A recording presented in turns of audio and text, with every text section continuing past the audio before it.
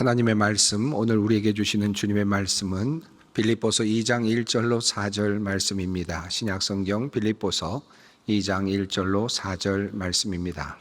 주님의 말씀을 봉독합니다.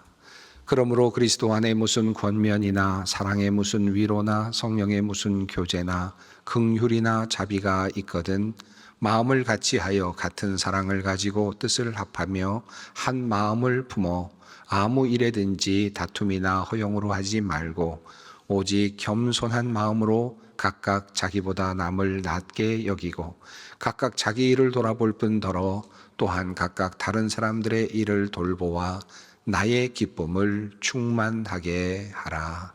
아멘. 그리스의 철학자 아리스토텔레스는 그의 책 니코마코스 윤리학에서 온유와 겸손에 대해서 뜻밖의 흥미로운 이야기를 하였습니다.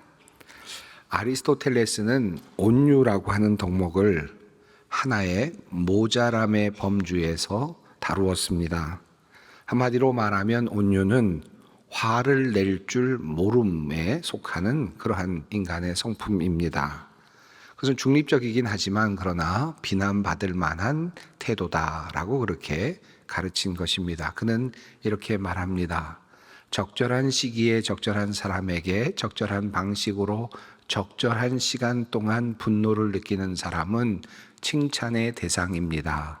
그러나 온유한 사람은 오히려 모자람 쪽에 더 치우치는 듯 합니다. 적절한 경우에 화를 내지 않는 사람은 바보로 여겨지고 그러한 사람은 지각이나 고통 감각이 없는 듯 하며 분노에 대한 무감각으로 인해 자신을 방어할 마음이 없는 것과 같습니다. 이렇게 이야기를 했습니다. 온유는 그래도 모자람의 영역이라고 하였지만 아리스토텔레스에게 겸손은 도리어 더 경멸의 대상입니다. 겸손은 그에게 있어서는 덕이 아니라 악덕에 해당이 됩니다. 진짜 남자는 힘이 세고 또 지배적이며 자신의 우월함에 대해서 자랑하는 태도를 가져야 한다는 것입니다. 그러므로 사람은 또 남자라면 적어도 온유하지도 겸손하지도 않아야 한다는 것입니다. 그래서 그는 말합니다. 겸손하지 말라. 겸손하면 결국 남에게 짓밟히게 될 뿐이다 라고 그렇게 가르쳤습니다. 바로 이러한 가르침의 문화가 예수 그리스도께서 계셨던 그 시기 또 그것을 넘어서 초대교회의 시기에 있었던 주변의 문화였습니다. 왜 이런 가르침을 그리스의 철학자들이 말했을까요? 사실 그렇습니다. 전쟁의 자리에서 온유는 그다지 큰 의미가 없습니다. 그것은 분명 모자람이 분명합니다. 또 투쟁의 자리에서 겸손은 심지어 악덕일 수도 있습니다. 성난 사람들이 비판을 쏟아내며 분노하며 큰 분노를 만들어 가야만 투쟁이 투쟁다워질 수 있겠죠. 우크라이나와 러시아의 전쟁에서 러시아 병사이든 우크라이나 병사이든 온유한 병사, 겸손한 군인 그다지 의미 없지요. 그 말은 오늘날 우리에게 겸손이 그다지 매력이 없는 이유는 오늘 우리들의 삶이 전쟁터라는 것을 의미합니다. 한마디로 말하면 우리는 전쟁과도 같은 삶을 오늘도 지금도 살아가고 있다는 뜻입니다. 자, 그렇다면 오늘 이 땅을 살아가고 있는 우리들에게 꼭 필요한 삶의 태도는 무엇일까요? 우리 그리스도인들은 어떤 태도를 가지고 살아가야 합니까? 매우 흥미롭게도 우리 예수님은 바로 그리스의 철학자들이 살았었을 그 당시 그때 사셨던 그 예수님께서 도리어 우리들에게 온유함과 겸손함에 대해서 말씀을 하셨다는 겁니다. 그것이 참으로 놀랍습니다. 그 온유와 겸손이 도리어 모든 것을 풀어내는 열쇠라는 사실을 우리 예수님께서는 우리에게 말씀하여 주셨습니다. 수고하고 무거운 짐진 자들아 다 내게로 오라. 내가 너희를 쉬게 하리라. 나는 마음이 온유하고 겸손하니 나의 멍에를 메고 내게 배우라. 그리하면 너희 마음이 쉼을 얻으리니 라고 이렇게 말씀을 하십니다. 그리스의 다른 철학자들과는 달리 세상 사람들의 관점과는 달리 예수님께서는 도리어 온유와 겸손을 말씀하시면서 그 안에 참 쉼이 있다라고 말씀을 하셨습니다. 다시 말하면 전쟁터와 같은 세상, 이 세상이 완전히 다른 세상으로 바뀌어야만 그 안에 참된 쉼이 있다라는 뜻입니다. 그리고 온유와 겸손의 가치가 최대한 드러나는 그 세상에서만 드디어 우리에게 참된 행복이 있다라고 하는 뜻이기도 합니다. 모든 문제를 해결하는 열쇠는 바로 온유와 겸손임을 예수님이 말씀하십니다. 그 온유를 배우고 겸손을 배우라고 말씀하십니다. 그 안에 안식과 평안과 쉼이 있다는 것입니다. 사람에게는 무엇인가를 정복하고 마음껏 하려고 하는 끊임없는 욕망이 존재합니다. 내가 생각하고 있는 이상적인 나라가 있죠. 이상적인 세계가 있습니다. 멋진 이념도 있습니다. 내가 만들어가고자 하는 멋진 사회 세상도 있습니다. 그렇게만 하면 행복을 얻을 수 있을 것 같아서, 그래서 그것 얻기 위해서 전쟁도 불사하고 투쟁도 불사하고 데모도 불사하고 그렇게 살아갑니다. 하지만 전쟁은 그 오랜 기간 전부터 지금까지 끊임없이 그 전쟁은 끝이 나지 않고 이어져 내려오고 있습니다. 그 사이에 수많은 사람들이 희생이 되고 또 죽어가고 있습니다. 하지만 진정한 행복은 어디에 있을까? 온유와 겸손이 실행되고 온유와 겸손이 최대한의 아름다운 가치로 그렇게 여겨지는 그 자리, 그리고 온유와 겸손으로 살아가고 있는 사람들 안에서 진정한 안식과 쉼이 있다고 주님은 가르치십니다. 여러분 한번 생각해 봅니다. 아리스토텔레스가 가르친 그 멋진 이야기, 적절한 시간에 적절한 상황 속에서 적절한 기간 동안 적절한 사람에게 분노를 표출하는 것이 칭찬받을 만한 일이다. 글쎄요, 전쟁의 상황에서, 경쟁의 상황에서는 그것은 당연히 그럴만하죠. 그런데 만약에 이것을 우리의 가정에 적용하면 어떻게 되겠습니까? 우리의 가정이 적절한 시간에 적절한 상황 속에서 적절한 기간 동안 적절한 사람, 남편이든 아내에게 분노가 표출되도록 하는 것이 칭찬받을 만한 일이다. 여러분 동의되십니까? 그렇게 하면 행복할까요? 여러분의 가정이 더 멋진 가정이 될까요? 정의로운 가정이 될까요? 더 복된 가정이 될까요? 우리는 아마도 아니지, 우리 가정에는 도리어 그런 분노, 그런 표출이 아니라 온유와 겸손이 있어야지 라고 그렇게 답을 하실 겁니다.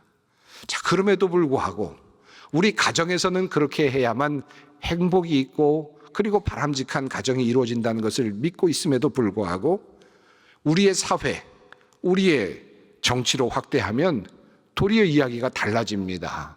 마땅히 분노해야지, 마땅히 그것을 표출해야지, 그래야만 행복한 나라가 오지, 그렇게 싸워야만 행복한 사회를 만들 수 있지 라고 그렇게 이야기를 하는 것입니다. 왜 우리는 이렇게 다른 모습을 가지고 있을까요? 왜 우리는 우리 사회에서 서로 분노를 부추기며 투쟁을 선동할까요? 이것은 진정 우리에게 행복을 주지 못하는데도 말입니다. 그럼에도 불구하고 우리는 거리에서 분노를 말하고 투쟁을 말하며 정의를 위해 싸우는 일을 요청합니다. 그리고 마침내 그것을 통해서 이 땅의 행복이 이루어질 것처럼 그렇게 추앙합니다. 결코 그 길은 우리에게 행복을 주지 않습니다. 빌립보서의 말씀은 바로 바울 사도가 빌립보 교회 성도들에게 권면하는 내용의 말씀입니다. 특별히 당시 빌립보 교회는 바울의 사랑을 많이 받고 있는 교회였고 또한 칭찬을 받는 교회였습니다. 그런데도 그 교회 안에는 한 가지 문제가 있었습니다. 서로 시기하고 질투하는 그와 같은 인간관계의 문제가 있었습니다. 사도 바울은 이런 교회에 뭔가 어떤 문제가 있음을 염려하면서 다음과 같이 이야기를 시작합니다. 그러므로 그리스도 안에서 여러분에게 무슨 격려나 사랑의 무슨 위로나 성령의 무슨 교제나 무슨 동정심과 자비가 있거든, 이렇게 이야기를 시작합니다. 이 말의 의미는 이렇습니다. 빌립보 교회 교인들이요, 교인들로서 여러분이 이제부터 하나님의 이름으로 무슨 일을 하려거든, 예를 들어서 어떤 사람을 격려하거나 어떤 사람을 위로하거나 또는 성령을 통해서 함께하는 어떤 교제를 함께 나누거나 또는 어떤 동정심과 관련된 혹은 자비와 관련된 어떤 행사를 하거나 어떤 일을 하게 될 때에 라는 의미입니다. 다시 말하면 빌립보 교회 교인들이 이제 사회적으로나 또는 세상적으로 무슨 일을 하려고 할 때, 교회적으로 무슨 일을 하려고 할 때에 어떤 자세로 일을 해야 되는가, 어떻게 하는 것이 그리스도인다운 것인가에 대한 이야기를 풀어가고자 서론을 그렇게 시작을 하는 것입니다. 자, 이렇게 시작한 바울 사도는 이어서 이런 말씀을 이어갑니다. 마음을 같이하여 같은 사랑을 가지고 뜻을 합하며 한 마음을 품어 아무 일에든지 다툼이나 허용으로 하지 말고 오직 겸손한 마음으로 각각 자기보다 남을 낮게 여기고. 자, 여기에서 겸손이라는 단어가 다시 등장을 합니다. 이 겸손한 마음이라는 이 단어는 헬라어로는 타페이노 프로시네입니다. 이 타페이노스라고 하는 낮은 데라고 하는 말과 또 프렌이라고 하는 이 마음이라는 뜻이 함께 되어서 합성어가 된 단어입니다. 다시 말하면 낮은 데로 마음을 둔다, 이것이 겸손이다라는 뜻입니다. 이미 앞서서도 제가 이야기를 하면서 같은 뜻으로 풀어왔습니다만은 이 언어적인 뜻이 또한 그러합니다. 자, 그런데 바울 사도는 낮은 데 마음을 두는 이 겸손은 어떤 것인가에 대해서 이렇게 한 가지를 덧붙여 설명하였습니다. 각각 자기보다 남을 낮게 여기고, 이것이 겸손의 하나의 또 다른 모습이라는 뜻입니다. 자, 여기에 굉장히 중요한 의미가 담겨 있습니다. 자, 내가 다른 사람들보다 조금 못하다라는 생각을 가지고 말하고 행동하라는 것입니다. 이것이 겸손이라는 뜻입니다. 자, 이 말은 열등감을 가지고 살라는 뜻은 아니죠. 이미 앞서서 말씀을 드렸습니다만 이 열등감을 가진 사람은 절대로 제대로 겸손할 수 없습니다. 그러니까 이 겸손할 수 있는 사람은 자기 스스로가 자존감이 강한 사람이죠. 이미 스스로 만족감이 충분한 사람입니다. 자기 스스로 모든 것을 다 판단할 수도 있고 또 모든 것을 생각할 수 있고 할 수 있는 모든 능력을 가지고 있는 그런 사람이 바로 겸손할 수 있는 사람이죠.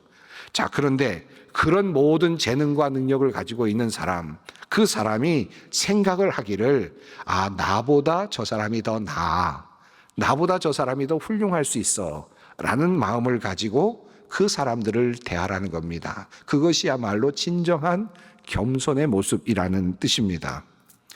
자, 나의 부족함을 인정하고 그리고 배우려는 자세로, 그리고 한 걸음 더 나아가서 열린 자세로, 내가 많은 것은 알고는 있지만 나보다 더 많은 것을 알 수도 있지, 나보다 내가 알지 못하는 것, 내가 생각하지 못하는 것들을 이야기해 줄 수도 있겠지, 지혜를 구하는 마음으로, 그렇게 열린 마음으로 그렇게 다른 사람들을 대하라는 것입니다. 이것이 바로 겸손이다라고 그렇게 가르칩니다. 요즘 한국에서 일어나고 있는 혼란의 상황을 우리가 계속 보고 있습니다. 자기보다 남을 낮게 여기고 라고 하는 이 겸손에 대한 하나님의 이 명령 교훈은 어쩌면 우리 사회에서는 이미 실종된 지 오랜 것처럼 보이기도 합니다. 남을 존중하려는 그런 의도가 전혀 보이지 않는 그런 모습들이 여러 모습 속에서 나타납니다. 다른 사람들의 뜻을 반영하거나 그것을 통해 배우려는 생각이 전혀 없는 것 같습니다. 그저 내가 옳고 내가 말하는 것이 정의라고 말하는 것 같고, 또 내가 생각하는 것을 말하면서 주장하고 그것을 거듭 피력하면서 그것을 받아들이지 않는 사람과 분노하고 비난하고 그리고 정죄하는 그런 모습이 여러 사회 상황 속에서 계속해서 드러나고 있습니다. 만약에 이런 것이 우리들의 가정에서 일어난다면 어떨까요? 남편과 아내 사이에서 이런 일이 일어난다면 참으로 참혹한 일이 아닐 수 없을 것입니다. 그런데 교회에서 일어난다면 어떨까요? 그것 역시 그러하겠죠. 사회에서 이런 일이 일어난다면 어떨까요? 역시 그러합니다. 정치권에서도 마찬가지일 것입니다. 겸손이 사라진 세상입니다. 우리의 가정이 그렇고 우리의 교회가 그렇고 우리의 사회가 그렇습니다. 우리는 현재 민족적으로 국가적으로 매우 위중한 시간을 보내고 있습니다. 어려운 시간을 보내고 있습니다. 국회의 입법 파행과 대통령의 계엄 선포로부터 시작된 국가의 위기는 지금 한치 앞을 내다볼 수 없는 그런 상황으로 치닫고 있습니다. 자, 이 상황을 우리는 어떻게 해결할 수 있을까? 많은 분들이 얘기합니다. 또 저도 이야기하고 또 많은 분들이 함께 같은 목소리를 냅니다. 좌와 우가 하나가 되어야 된다. 서로 화해해야 된다. 서로 타협해야 된다. 대타협을 이루어야 한다. 여러 가지 제안들을 합니다. 그렇게 되면 너무 좋겠어요. 저도 그렇게 되기를 바랍니다. 그런데 쉽지 않아 보입니다. 어떻게 하면 될까? 물론 이것도 쉽지 않습니다. 우리가 할 수 있는 한 가지 방법, 또 우리가 마음속으로 새기면서 우리가 노력해야 될 것은 우리 스스로가 서로 겸손해지는 것입니다. 스스로가 서로 낮은 자리로 내려오는 것이 필요합니다.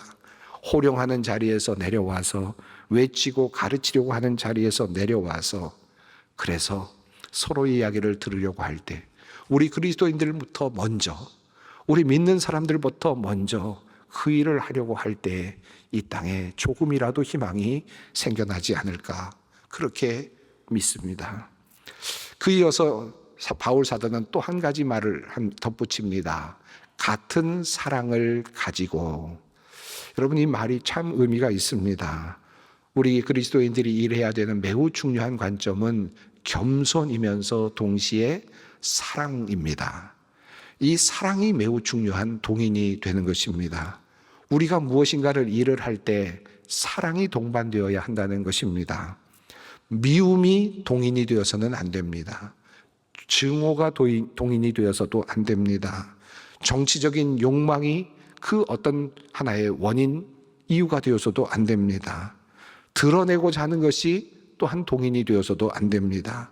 다툼과 허용도 그러합니다. 오직 사랑으로, 사랑하는 마음이 우리에게 있어야 하겠습니다. 나라를 위하여, 나라가 잘 되어야 한다고 많이 걱정하는 분들이 참 많습니다만은 수많은 사람들 중에 정말 나라를 사랑하는 사람이 얼마나 될까를 때로는 생각해 봅니다. 정치권에서 또는 여러 언론이나 또는 여러 사회 각 분야에서 나라에 대한 걱정들을 많이 하는데 정말 나라를 사랑하는가? 정말 사랑하는 마음으로 그 이야기를 하고 있는가? 정말 나라를 살리고자 하는 마음으로 그 이야기를 하고 있는가? 깊이 우리가 한번 생각해 보아야겠습니다. 특별히 우리가 이 나라를 위해서 무슨 행동을 하든지 우리가 깊이 물어야 될 첫 번째 질문은 과연 나는 겸손한가? 두 번째 질문은 과연 나는 사랑이 있는가? 이 질문을 던져야 하겠습니다. 또 한 가지 이어지는 또 다른 바울의 권면이 있습니다. 마음을 같이하여 같은 사랑을 가지고 뜻을 합하며 한 마음을 품어. 여기 보면 마음이라는 단어가 두 번이나 나오고 뜻이라는 단어도 나옵니다. 한마디로 말하면 마음과 뜻을 합하여 라는 뜻이겠죠. 마음과 뜻을 하나로 묶으라는 뜻입니다. 하나가 되라 라는 뜻이죠. 아마 좌도 우도 하나가 되고 싶을 겁니다. 어떻게 하나가 되라는 것일까요? 좌로 하나가 되라는 것입니까? 우로 하나가 되라는 것입니까? 어떤 마음으로 하나가 되라는 뜻일까요? 이 말씀은 바로 뒤에 나오는 말씀과 매우 중요하게 연결이 됩니다. 너희 안에 이 마음을 품어라. 곧 그리스도 예수의 마음이니. 다시 말하면 우리 모든 그리스도인들은 단 한 가지 마음으로 하나가 되어야 합니다. 어떤 이슈나 어떤 이념이나 어떤 사안에 대해서 한 마음이 되는 것이 아니라 예수 그리스도의 마음으로 하나가 되어야 한다라는 것입니다. 예수 그리스도의 마음이 우리의 마음이 되어야 됩니다. 우리 모든 그리스도인들의 마음이 되어야 합니다. 정치적으로 해법이 다를 수도 있고요. 정치적으로 내가 생각하는 방향이 좀 다를 수도 있습니다. 또 그것을 피력할 수도 있습니다. 그것 때문에 노력할 수도 있습니다만은 적어도 그리스도인들은 한 마음으로 뭉쳐야 되는데 바로 그 마음은 예수 그리스도의 마음으로 하나가 되어야 한다라는 것입니다. 자, 그렇다면 그 예수 그리스도의 마음은 어떤 마음입니까? 빌립보서 2장 4절 이후부터 11절까지 나오는 말씀이 그 내용을 이야기하고 있지 않습니까? 예수님께서는 자기를 온전히 비우셨다라고 말합니다. 그리고 종의 형체를 입어서 사람이 되셨다라고 말합니다. 그리고 낮은 데까지 내려오셨다라고 말합니다. 그리고 죽기까지 순종하셨다라고 말합니다. 이것이 바로 예수 그리스도의 겸손, 겸비입니다. 인간의 몸을 입고 내려오시는 겸비, 겸손, 그리고 인간의 몸을 입고 내려오셔서도 또 가장 낮은 천한 곳으로 내려가시고, 천한 곳으로 내려가셔서 그냥 연명하시다 가신 것이 아니라 죽음의 자리까지 내몰려서 결국은 십자가에서 죽임을 당하시는 자리까지 내려가시는 겸비, 겸손입니다. 이 겸손은 단순하게 자기 자신이 내려가겠다고 해서 행한 것이 아니라 하나님의 뜻이라는 사실을 예수께서 굳게 믿었기에 그 하나님의 뜻에 순종함으로 바로 낮아지신 것입니다. 이 마음을 품으라, 이 곧 예수 그리스도의 마음이니라고 하는 이 마음은 하나님의 뜻에 내가 무조건 순종하겠다고 하는 그 마음입니다. 하나님의 뜻에 내가 복종하겠다고 하는 그 마음입니다. 그 마음이 예수 그리스도의 마음이었습니다.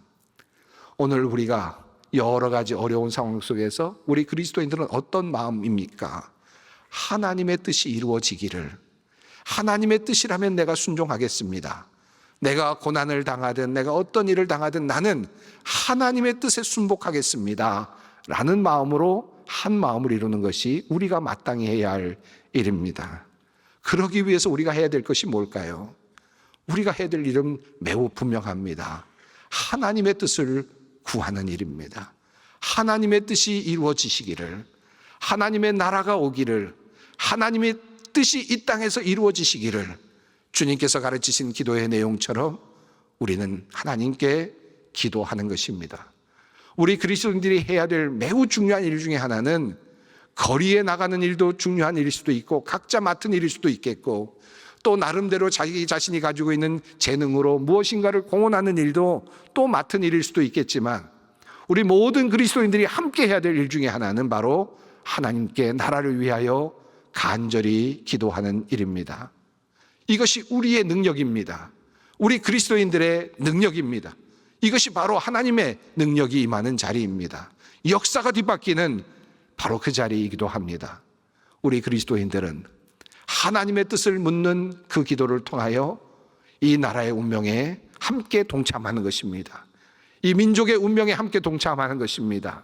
그리고 우리의 운명에 함께 동참해 나아가는 것입니다. 외치는 사람들의 소리가 넘쳐납니다. 그런데 오늘 우리는 지금 사순절을 보내고 있습니다. 자기 자신을 완전히 비우시고 하나님의 뜻에 순종하시면서 이 땅에 내려오셔서 순환을 당하신 예수 그리스도의 그 삶을 기억합니다.